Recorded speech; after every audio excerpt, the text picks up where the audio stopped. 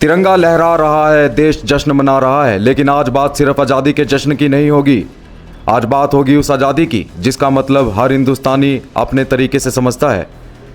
नमस्कार दोस्तों, मेरा नाम आशीष कुमार और आप देख रहे हैं SN न्यूज़ सोनीपत। दोस्तों, आज हम आज़ाद भारत के 80वें गणतंत्र दिवस की तरफ बढ़ चुके हैं और इस वक्त हम मौजूद हैं सेक्टर 7 RWA के कार्यक्रम में, जहां कुछ ही देर में तिरंगा फहराया जाएगा।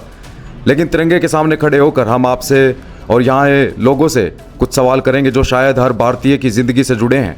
आपके हिसाब से आज की पीढ़ी के लिए डिग्री ज़्यादा इम्पोर्टेंट है या फिर रोज़गार की गारंटी? प्राइजेज एक फर्म है जो जॉब करवाती है। 15,000 शुरुआत कहाँ से होती है?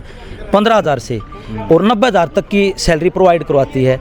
वो फर्म मेरे एक बहुत अच्छे दोस्त की है, लेकिन चूँकि मैं शिक्षक हूँ, मेरा सर्कल ज़्यादा है, तो उसके लिए मैं पिछले 10 दिन से 10 युवाओं, उसने कहा आपको ना रोज़गारी कमी है, मैंने 10 युवाओं की डिमांड की तो गांव में से क्षेत्र से 10 युवा नहीं मिले।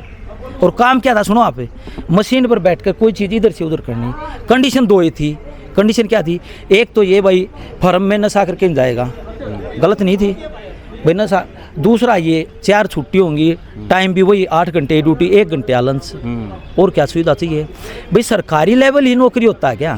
सर, आपसे रहेगा ये सवाल मेरा कि आज़ादी के इतने साल बाद आपकी ज़िंदगी में ऐसी कौन सी चीज़ है जो पहले आसानी से मिल जाती थी लेकिन आज उसकी कीमत आम आदमी की पहुंच से बाहर हो चुकी है? सर, सबसे पहले जो हमारा देश आज़ाद हुआ, ईमानदारी काफ़ी हद तक लोगों में थी, पर मैं आज जो समाज सेवा से जुड़ा हुआ हूँ, धर्मार्थ गौशाला सुसाना का मैं प्रबंधक प्रशासक नियुक्त किया गवर्नमेंट ने, क्योंकि वहाँ पर गड़बड़ आचरण इतना गिर चुका है कि आप सोच नहीं सकते। हमारे आचरण को, हमारे पर्सनल कैरेक्टर, पर्सनल हमारी सोच, वो बहुत गिरावट आ चुकी है। पकोड़े तलने का मीनिंग क्या था? एक एग्जाम्पल है, पकड़ो सुन लो। उन्होंने नहीं, हाँ बोलो। सामान को इधर से उधर रखना है, अब वो एक PhD लेवल नहीं, का सामान इधर से उधर आपने मेरी बात पूरी नहीं सुनी। आपने मेरी पूरी बात नहीं, आपने मेरी बात पूरी नहीं सुनी। मैंने लिखा 15,000 से 90,000। 90,000 में भाई सामान इधर नहीं रखवाया जाएगा, योग्यता के अनुसार। आप मेरी बात सुनो, बड़ी इंडस्ट्री एरिया है, आप यहाँ से बड़ी इंडस्ट्री एरिया में चले जाओ, राई में चले जाओ।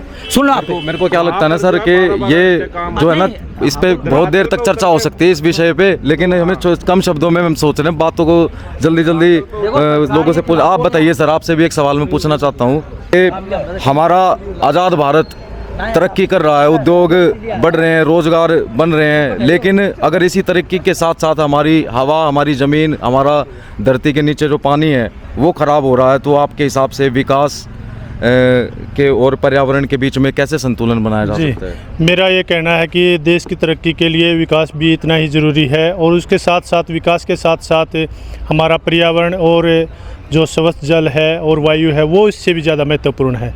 उसके लिए हम सबको भरसक प्रयास करने चाहिए, क्योंकि सबके सहयोग से ही हम इन चीज़ों को ठीक कर सकते हैं। पहले तो मैं अपने सभी सेक्टर वासियों को, बुजुर्गों को, माताओं, बहनों, भाइयों एवं बच्चों को 80वें स्वतंत्रता दिवस की हार्दिक शुभकामनाएं देना चाहता हूं। और आज का दिन बहुत ही ऐतिहासिक दिन है, क्योंकि आज के दिन हमारी माताओं, बहनों और बेटियों का त्यौहार हरियाली तीज भी है। तो इसलिए मैं अपनी सभी माताओं, बहनों और बेटियों को हरियाली तीज की भी हार्दिक शुभकामनाएं देना चाहता हूं। इतनी मेहनत कर दो, जवानी में इतनी मेहनत कर दो कि बुढ़ापे में ये अफसोस ना हो कि जवानी कहाँ बिताई। क्या बात है, बहुत बहुत बढ़िया संदेश दे दिया भाई साहब। इसी के साथ दोस्तों इस वीडियो का करते हैं अंत, और आपकी इन सवालों पर क्या राय है कमेंट कर जरूर साझा करें। कैमरामैन बलदेव के साथ मैं हूँ आशीष कुमार और आप देख रहे थे SN न्यूज़ सोनीपत।